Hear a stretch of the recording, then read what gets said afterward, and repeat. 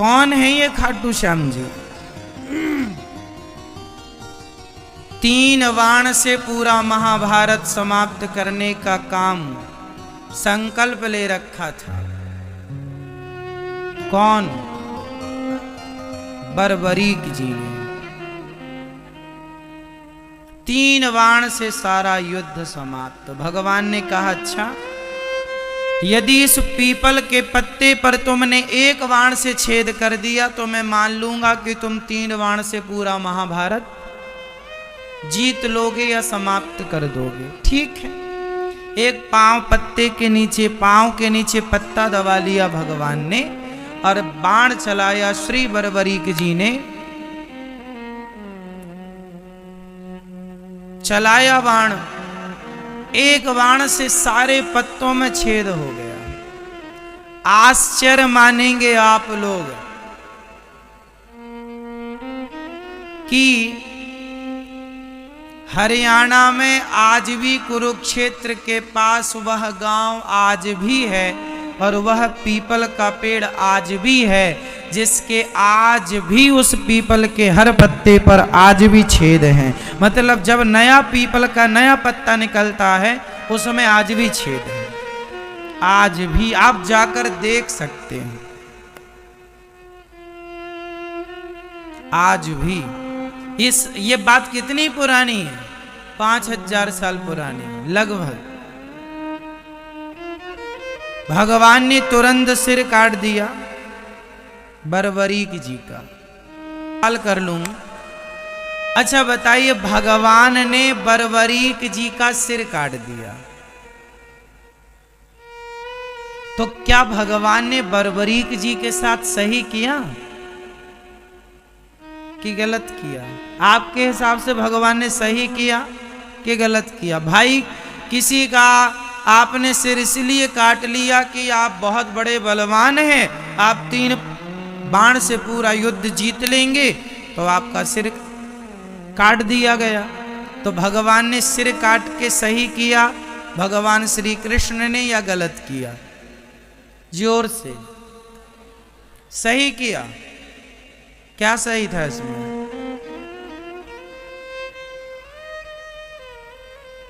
सही किया। चलो मैं मान गया, मैं भी अभी कहूंगा कि सही किया, पर इस सही को सिद्ध करना पड़ेगा। कैसे सही है? इस सही को सिद्ध करना पड़ेगा। कैसे सिद्ध करेंगे आप? चलो हम बता दें आपको। ऐसे सिद्ध होगा कि भगवान ने कहा था कि तुम किसके पक्ष से युद्ध करोगे? बर्बरीक जी ने कहा जो हारेगा मैं उसके पक्ष से युद्ध करूंगा। तो भगवान को पता था कि कौरव हारेंगे, और कौरव हारेंगे तो यह कौरवों के पक्ष से युद्ध करेगा, और कौरवों के पक्ष में यदि इतना बड़ा योद्धा खड़ा हो जाएगा तो कौरवों की शक्ति बढ़ जाएगी। और ये कौरव वही लोग हैं जो भरी सभा में एक नारी का अपमान करते हैं कपड़े उतार कर। तो ऐसे दुष्टों की सेना में ये जाकर उनका बल बढ़ाएं, इसलिए भगवान ने ना चाह करके भी सिर काट दिया। और सिर काटा, भगवान ने कहा बर्बरीक बताओ मैं तुम्हारी क्या अभिलाषा पूरी करूं? अच्छा, सिर कटने के बाद कोई जिंदा रहेगा क्या? बोलो। पर भगवान ने बर्बरीक जी को जिंदा रखा ना, क्योंकि भगवान के हाथ में मृत्यु है साहब। भगवान मरे को जिंदा कर सकते हैं। बताइए भगवान श्री कृष्ण ने किस मरे आदमी को जिंदा किया था? बताओ आप। वो कौन है जिसको भगवान ने जिंदा? बताओ। हाँ मैया बताओ मेरी माँ। भगवान श्री कृष्ण ने वो कौन है जिसे मरे हुए को जीवित किया था?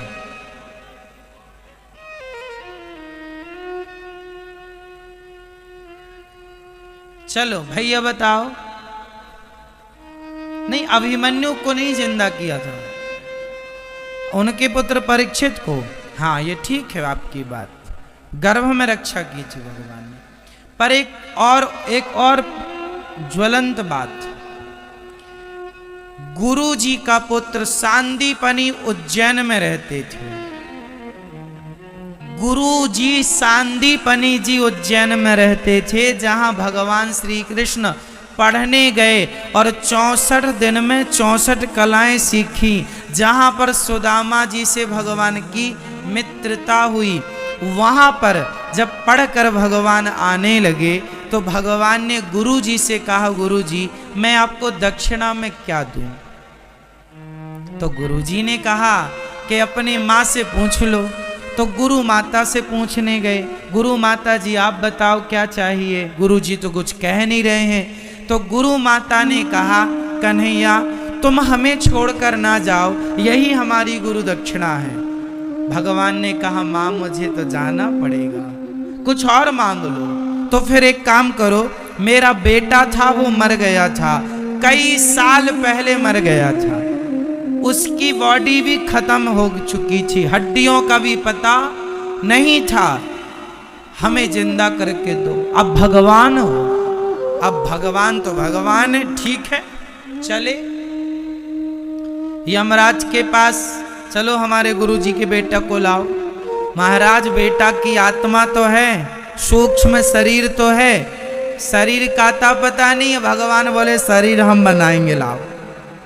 शरीर आत्मा ली, सूक्ष्म शरीर लिया, और भगवान है वो साहब, भगवान है जो एक उंगली से पहाड़ उठाने की ताकत। उन्हें सामान्य पुरुष ना कहा करो, सामान्य इंसान सामान्य पुरुष मानना भी अपराध है। गुरु जी के मरे हुए पुत्र को शरीर बनाया भगवान ने अपने बल से, और आत्मा डाल दी, जिंदा करके दिया था गुरु जी का बेटा।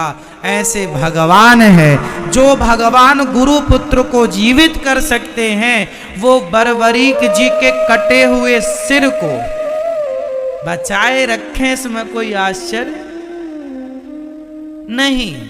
अब भगवान ने कहा, बताओ तुम्हारी क्या इच्छा है? बरबरीक ने कहा, मैं आपके हाथ से मरना चाहता था, इसलिए मैंने जिद की आपसे, मैं आपके हाथ से मृत्यु चाहता था। भगवान बोले, अब तुम मरोगे नहीं, इच्छा बताओ। बोले, मैं महाभारत देखना चाहता हूँ कि इस महाभारत में कौन योद्धा है।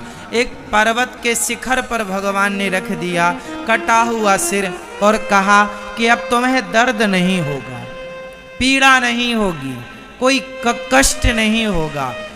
रखा, 18 दिन तक खूब युद्ध हुआ। युद्ध पूरा हुआ, पांडव जीत गए। कुछ दिन के बाद भगवान बरबरीक जी से मिलने गए पांडवों को लेकर।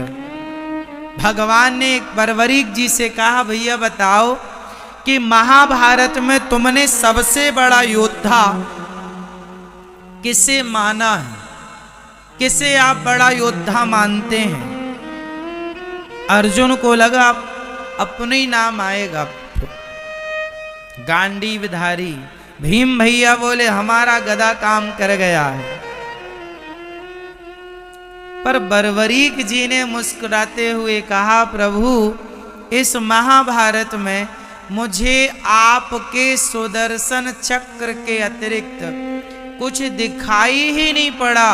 पांडवों का अर्जुन जो रथ जो बाण छोड़ता था अपने गांडीव से, वो 10 कदम पे जाके गिर जाते थे।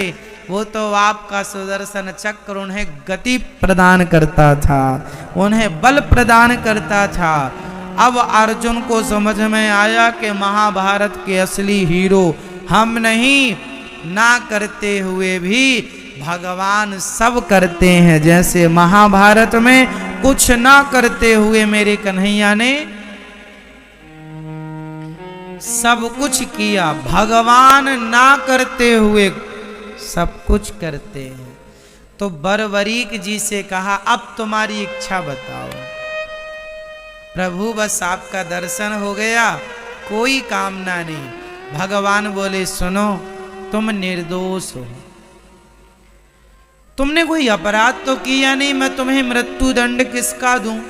इसलिए जाओ, अब से तुम खाटू में रहना, और मेरे अब तुम बरबरीक के नाम से नहीं, मेरा अपना, मेरे बहुत सारे नाम है, गोविंद है, गोपाल है, मनमोहन है, मदन मुरारी है, गिरिवरधारी है, दामोदर है, इनमें एक नाम है मेरा श्याम सुंदर।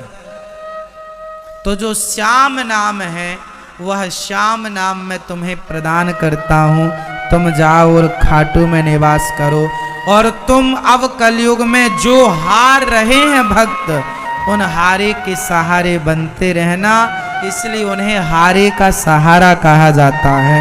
और श्याम नाम भगवान ने प्रदान किया, तो श्याम के नाम से चूंकि खाटू में विराजे तो खाटू श्याम कहते हैं। बोलिए खाटू श्याम की। ऐसी कथा है श्री खाटू नरेश की, इसलिए 3 बाण उनके पास आज भी हैं। आप देखते हैं, दर्शन करते हैं, हारे के सहारे, मतलब अब हारे के सहारे का मतलब ये नहीं कि तुम गलत काम करो और पुकार लो हे खाटू श्याम, हम तो गलत चोरी करते करते पकड़े गए, अब बचाओ।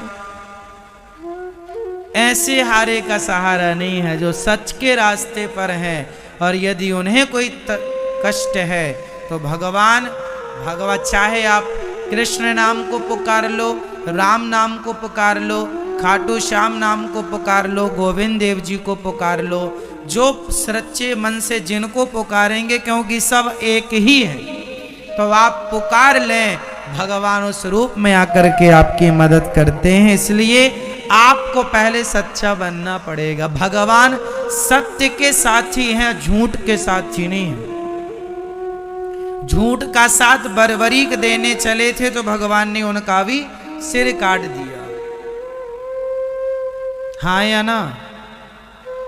इसलिए भगवान सत्य का साथ देते हैं, झूठ का नहीं। अब आप सोचेंगे हम झूठा काम करें और भगवान रक्षा करें, इसलिए सच्चे काम करिए और आगे बढ़ते रहिए। तो ये भगवान आनंद के सागर हैं, भगवान का चिंतन करो, भगवान परम आनंद को प्रदान करने वाले हैं। संसार में जो सुख है वह क्षणिक है, इसलिए संसार का काम करना चाहिए, पर काम करते हुए बस ये याद रखे रहो कि हे नाथ, मैं आपको कभी, सब बोलो मेरे संग, बोलो हे नाथ, मैं आपको कभी भूलूं नहीं, हे नाथ, मैं आपको कभी भूलूं नहीं। सदा भगवान का स्मरण। ऐसे भगवान सतचित आनंद, विश्व की उत्पत्ति पालन संहार करने वाले, ऐसे भगवान श्री कृष्ण को, राधा सहित श्री कृष्ण भगवान को हम बारंबार नमस्कार करते हैं। श्री कृष्णाय वयं नुमः।